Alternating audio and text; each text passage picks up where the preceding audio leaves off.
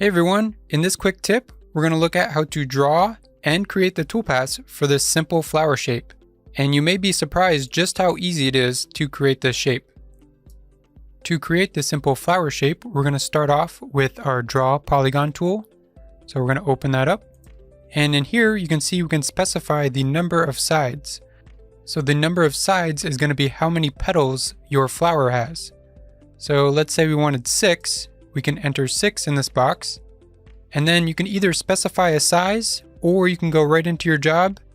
And if your geometry and smart snapping is on, you can snap right to the center point, click and drag outwards until you get to a size that you like. Let's say right about there. Then we can release our mouse. We can close down our Draw Polygon tool. And now you see we have this polygon here. And now we're going to convert this into a flower looking shape. So to do that, with this shape still selected, we're going to go to our node editing mode by typing the letter N on our keyboard. Now we can edit the nodes.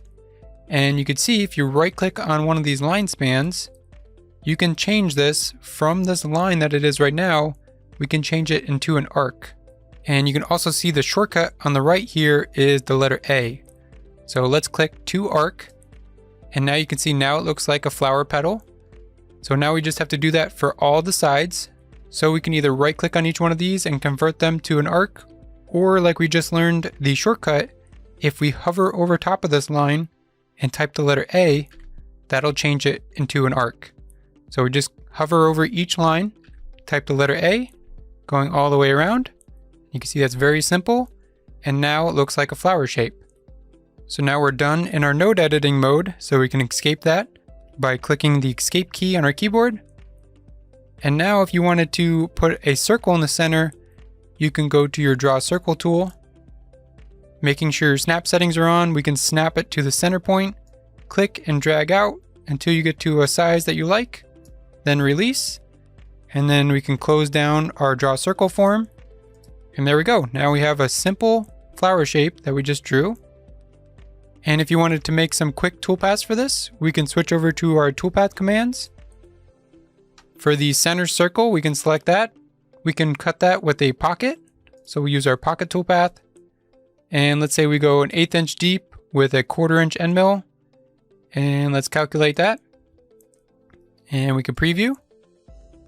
And now if we go back to our 2D view, select the outer shape, close down our preview. Let's go to the profile toolpath. We'll cut all the way through our material with a 1/4 inch end mill on the outside of the line. Let's calculate that. And we'll click preview. And there we go. You can double click on the waist to remove it. And we can even change the color of this if you like. Let's say we change the color of the material to a solid color. We'll go to the top, use solid color. Let's say we went to this purple.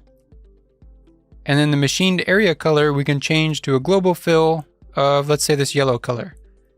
And there we go. Now we have a simple flower that we just designed and cut out with only a few simple steps.